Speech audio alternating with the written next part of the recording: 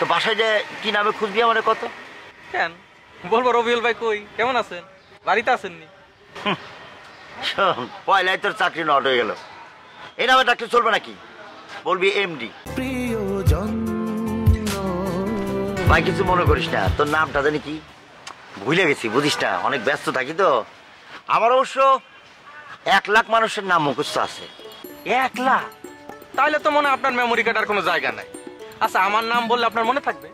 আরে মনে না থাকলে তো অসুবিধা নাই, আবার যখন তোর সাথে আমার দেখা হবে নামটা জিজ্ঞেস করে নিলাম, তাহলে তো হয়ে গেল। এবার বল তোর নামটা জানি কি?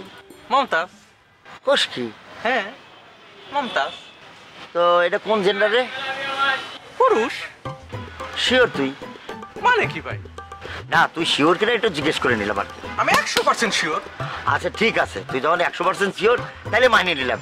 আচ্ছা আমার একটা কথা কও, তোর আব্বা আম্মা কি মমতা দাপুর খুব ভক্ত? কিন্তু ওই জন্য আমার নাম রাখেন নাই। তাহলে কিসের জন্য এই নামটা রাখলো কদিন? আচ্ছা আপনার কম তো। আচ্ছা কি সব উকিলের মতো উল্টাপাল্টা অবান্তর প্রশ্ন করতেছেন? আচ্ছা আপনি কি মমতাজউদ্দিন আহমেদের নাম শুনেছেন? কে ছিলেন কম তো?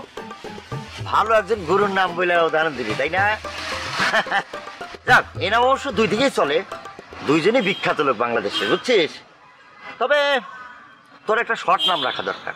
তাজ বাদ দিয়ে তুই মমও রাখতে পারিস। না না, মম আবার নায়িকার নাম আছে, তাজ রাখতে পারিস। এই নামে মনে হয় কোনো মহিলার নাম নাই, আর ভবিষ্যতে যদি আসে সেটা দেখা যাবে পরে। না না না ভাই, আমার ওই মমতাজ ওইটুক নামই তো।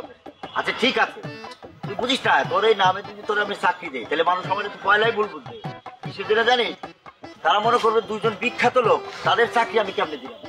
আমার মতো লোক তো তাদের দেওয়ার কথা না।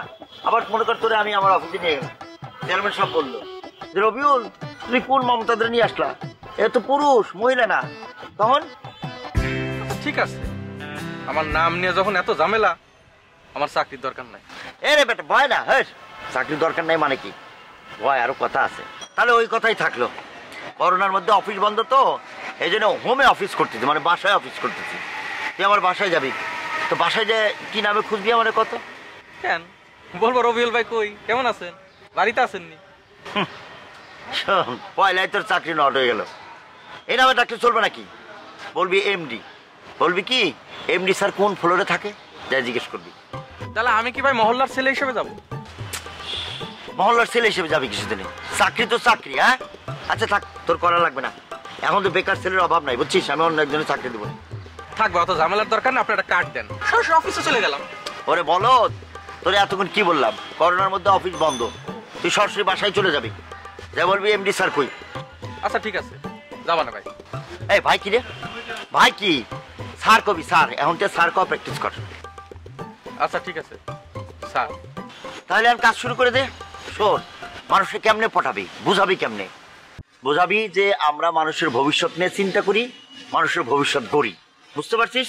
চিন্তা করি আর গড়ি। তাহলে কাল সকালে বাসায় চলে আসিস। হ্যাঁ আচ্ছা ভাই। আবার ভাই কিসের? স্যার ক। তাহলে ভাই চাকরি তাহলে ফাইনাল আমার না? এখনো ভাই কইতেছিস? আর শোন, এই রবিউল সেমিফাইনাল গুলো কাজ করে না, চা করো সব ফাইনাল। কাল সকালে চলে আসবি, কালকে সকাল থেকে তোর জয়েনিং, ঠিক আছে? আচ্ছা ঠিক আছে, তাহলে আমাদের উদ্দেশ্য হইলো মানে মানুষের জীবন গড়ে দেবো। হ্যাঁ, আমরা হচ্ছে মানুষকে নিয়ে ভাবি, মানুষের ভবিষ্যৎ গড়ে দিই। মানুষকে নিয়ে ভাবি, মানুষের ভবিষ্যৎ গড়ে দিই। ভাবি গড়ে দিই, ভাবি গড়ে দিই। বাহ, ভাবি আর গড়ে দেবো। যাক, জাকিয়ার সামনে ধাপ্পা মারা আরেকটা লোক পাওয়া গেল। হ্যাঁ, আর যদি ইন্স্যুরেন্স করতেই পারে তো অর্ধেক অর্ধেক মিটেই গেছে। এরকম ছেলে পেলে আমার দরকার। এ ভাই, তোমার চুলটা নিয়ে নাও। হ্যাঁ